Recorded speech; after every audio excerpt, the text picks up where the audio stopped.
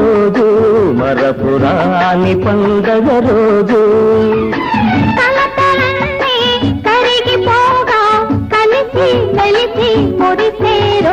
పాప పుట్టిన రోజు మరపురాని పండగ రోజు